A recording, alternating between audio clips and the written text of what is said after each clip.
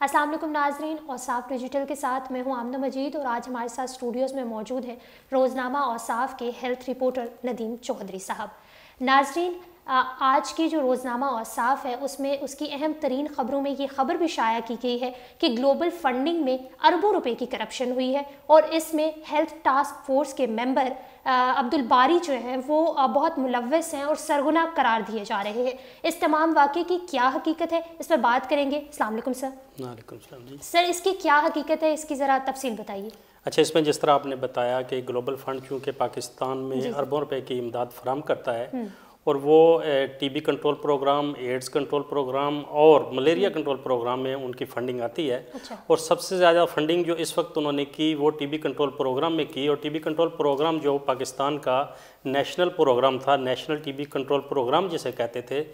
जब नए doctor Werner जो हैं कंट्री हेड हैं ग्लोबल फंड के, उनकी चूँकि बहुत अच्छी सलाम दुआ थी इंडस अस्पताल के जो सरबराह हैं डॉक्टर अब्दुल बारी के साथ।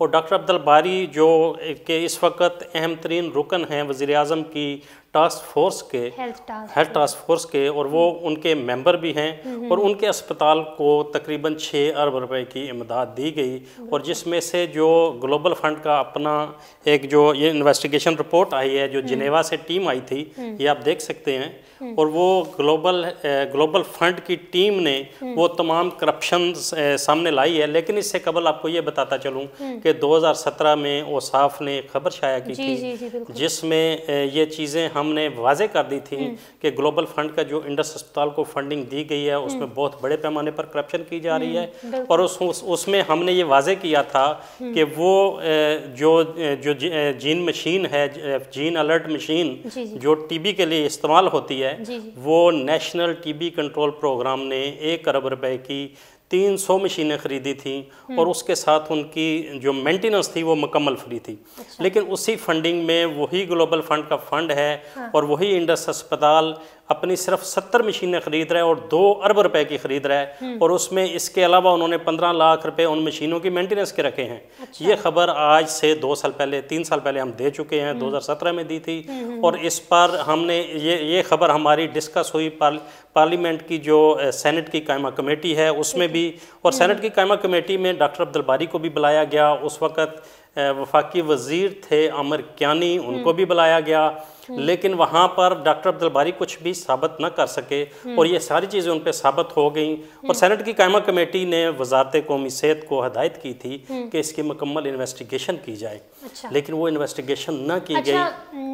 नदीम चौधरी साहब, जिस तरह आपने फरमाया और हमने देखा भी है कि रोज़नामा औसाफ में 2017 में भी करप्शन के केसेस की खबर शाया हुई थी, तो क्या उस दफ़ा उस खबर पर भी कोई एक्शन लिया गया था? और आपको क्या लगता है कि ये जो 2021 का बिल्कुल आगाज़ है और इस आगाज़ में करप्शन की न्यूज़ जो है वो शाया हुई है, तो आपको क्या लगता है कि कोई एक्शन लिया जाएगा अथॉरिटीज़ की जानिब से? जी नहीं, अगर इनकी जानिब से एक्शन लिया लिया गया होता तो ग्लोबल फंड का जो जिनेवा हेड ऑफिस है, OIG जिसको कहते हैं, ऑफिस ऑफ इंस्पेक्टर जनरल जो इनका ग्लोबल फंड का है। अच्छा। उनकी टीम आई और उन्होंने ये सारी चीज़ें वो साबित कर दी जो हमने बताई थी।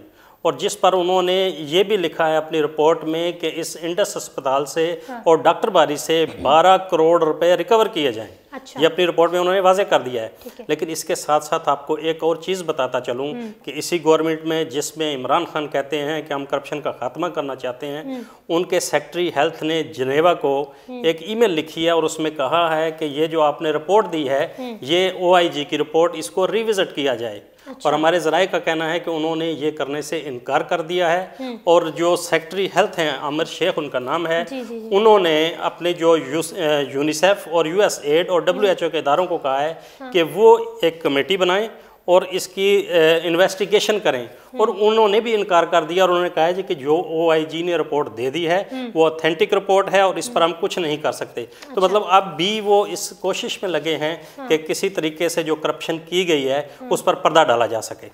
अच्छा नदीम चौधरी साहब, जिस तरह इमरान खान बड़े बड़े दावे करते थे, उनका विजन था कि हेल्थ और जो एजुकेशन है, इन दो चीज़ों को हमें साथ लेकर चलना है और इन दोनों की अगर ये तरक्की करेंगे शोबे तो तभी हमारा मुल्क तरक्की कर सकता है। लेकिन अगर इन्हीं शोबों में करप्शन होगी तो वो किस तरह चलेगा, और इमरान खान के विजन का क्या हुआ है? अच्छा, उनका जो विजन है वो तो अपनी जगह है, लेकिन उसके हकायक ये हैं कि पिछली हुकूमत में हेल्थ का बजट जो था वो 21 अरब रुपए रखा गया था। जब इनकी हुकूमत आई तो इन्होंने पहले साल में हेल्थ का बजट 13 अरब रुपए कर दिया, और अभी जो पिछला माली साल है इसमें उन्होंने 11 अरब रुपया कर दिया। तो ये है वो इनका विजन के हेल्थ के शोबे में वो किस तरह तरक्की करना चाहते हैं। और दूसरी तरफ पूरे मुल्क में जिस तरह मुजाहरे हो रहे हैं, जिस तरह आपने भी एक प्रोग्राम किया पिम्स में जो उसको प्राइवेटाइज करने जा रहे हैं, जिसमें वो बोर्ड ऑफ गवर्नर्स का एक ऐसे शख्स को लगाया गया है जो कि सुनने में आ रहा है कि वज़ीर आज़म के जो ज़ाती मालिज हैं वो हेयर ट्रांसप्लांट का उनका एक्सपीरियंस है, जबकि अस्पताल का कोई एक्सपीरियंस नहीं उनके पास। तो उनको वहाँ लगा दिया गया। वज़ीर आज़म पाकिस्तान ने एक नेशनल हेल्थ टास्क फोर्स कायम की थी, जिसका सरबराह उन्होंने अपने कज़न डॉक्टर नौशरवान बरकी को बनाया है, जो कि अमेरिकन नेशनल हैं, और वो पाकिस्तान में वो अमेरिका वाला पूरा सिस्टम नाफज करना चाहते हैं, जबकि उनकी अपनी पाकिस्तान के अंदर एक दिन की भी प्रैक्टिस नहीं है, और वो पूरा सिस्टम पाकिस्तान में लाना चाहते हैं। जबकि अमेरिका का आप हेल्थ का बजट देख लें और पाकिस्तान का हेल्थ का बजट देख लें, और वो पूरे सिस्टम को जिस तरह उन्होंने पीएमडीसी के साथ किया, उसकी जगह वो पीएमसी ले आए, तो वो पूरा निज़ाम तबाह करके रख दिया है जो पिछले कई सालों से बना था। अच्छा, इमरान खान की हुकूमत आने के बाद ऐसा लगता है कि जो निज़ाम दुरुस्त था वो भी गलत सिमत पे जा रहा है। हम उम्मीद करते हैं कि ये तमाम जो करप्शन के रोले हैं जिन्हें हम कहेंगे वो ख़त्म होंगे। और साफ डिजिटल से फिर वक्त इतना ही। मज़ीद अपडेट रहने के लिए हमारा चैनल और साफ डिजिटल सब्सक्राइब कीजिए।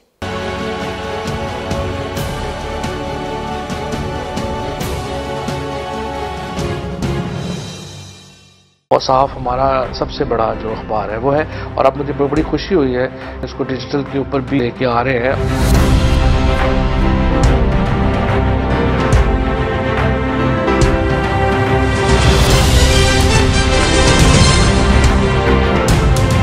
शोबिज़, स्पोर्ट्स, बिजनेस, मकामी और आलमी खबरों के लिए देखिए औसाफ डिजिटल।